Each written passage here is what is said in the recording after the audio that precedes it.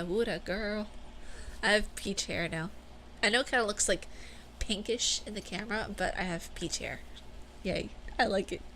It's so cute. It's so my aesthetic right now. Oh my god. Well, right now, it's gonna be forever. Who am I kidding? I'm a peach girl forever. What's going on, my pretty pandas? It's your huggable peachster. Hipster peachy. But what's going on, my pretty pandas? It's your huggable hipster here, and welcome back to Psychologically Gaming, where we talk about gaming characters from a psychological standpoint. I looked like the rough and tough grandmother that's like, listen here, youngster.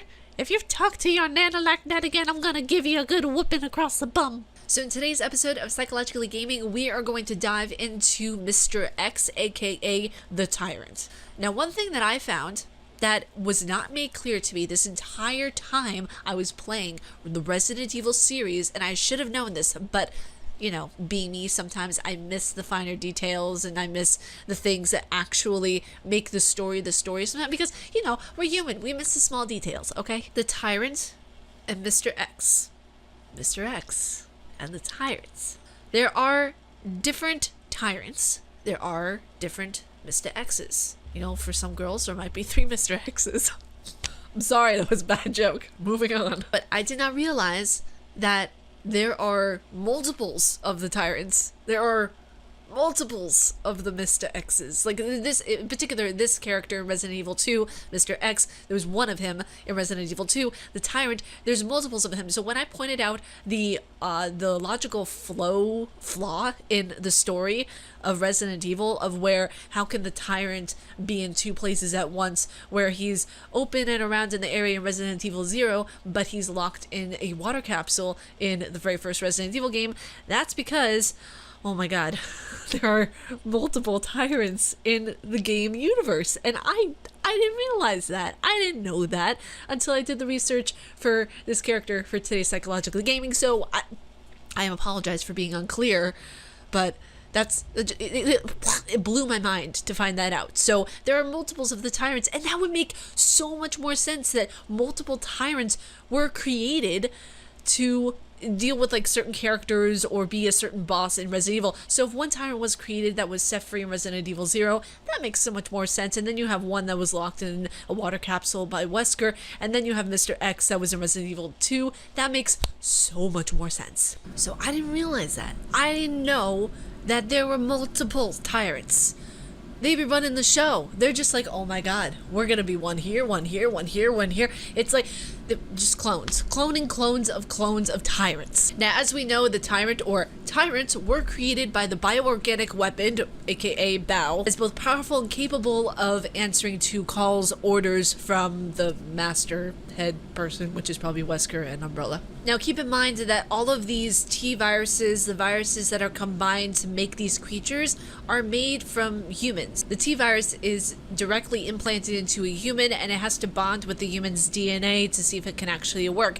And that's what I feel like is the part where the psychology comes into play, of who were these humans that were subjected to becoming these experiments and then got turned into these Tyrants.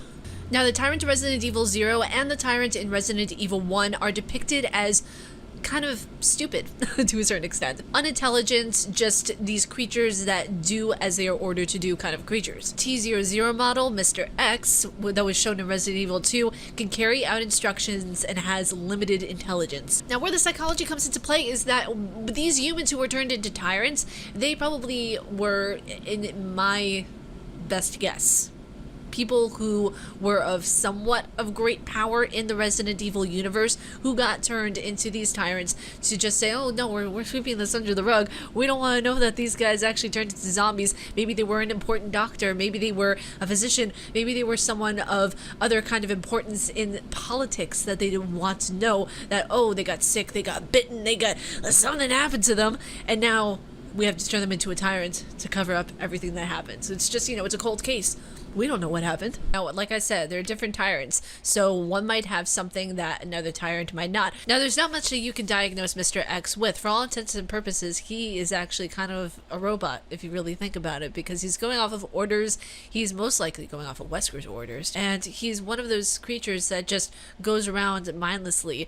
Like I said, just limited capabilities of thoughts, limited interaction. He just goes, does what he's told, and that's that. So the psychological analysis would have to lie within Wesker. So maybe that's something that we can do down the road, but there isn't much that I can say for Mr. X besides the fact that he, obviously, there is a god complex. No doubt about it. While it is minimal, it is there. That this character, oh, it's better than me, it knows more, it's this, it's that, it's more grandiose in its nature, so it's going to be a little more cocky with his movements, except, you know, he can punch through a wall, but he can't jump down the stairs to beat my ass. Those of you who know what I'm talking about, this happened in a Twitch live stream that I did, of where I went down, like I jumped down a flight of stairs that was outside in a courtyard area in Resident Evil 2, and Mr. X was following me. I was playing as the second run for Leon, and he didn't even bother to jump down. He just turned around and was like, nope, I'm not jumping down there. Like Mr. X, more like a Mr. No. Wesker, no, I'm not doing that. I'm not ruining my platinum Versace boots, okay? I'm not doing it. He doesn't want to jump down the ladder after me. He can punch through a wall. He can move a helicopter over, but he can't jump down to beat my ass up. That's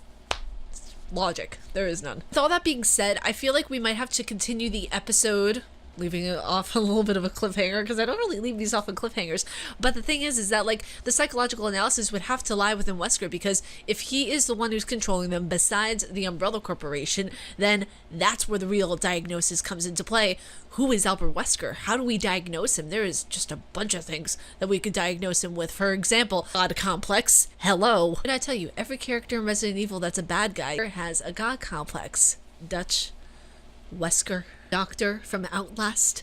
You know, they all got a god complex, and I'm not surprised about it either. We all want our gaming characters who are villains to be sinister, egotistical, and quite frankly stupid. How is it that we can beat them? How is it that we can always be triumphant in our abilities and how we want to pursue a video game? How is it that we can always beat them? If the monsters were the smart ones, we would always be the one who would be beaten. So look at it from that standpoint. Always remember that every villain in a video game has a god complex. No getting around it. And with Mr. X, he's playing off of the capabilities and off of all of the nuances of his captor, of the person or people that are controlling him, and every nemesis and every tyrant that has ever been created, Umbrella and Wesker. And with Wesker, so much of his brutality is put into, and not just personified, but amplified more to an extent with these tyrants, with the nemesis, with Mr. X.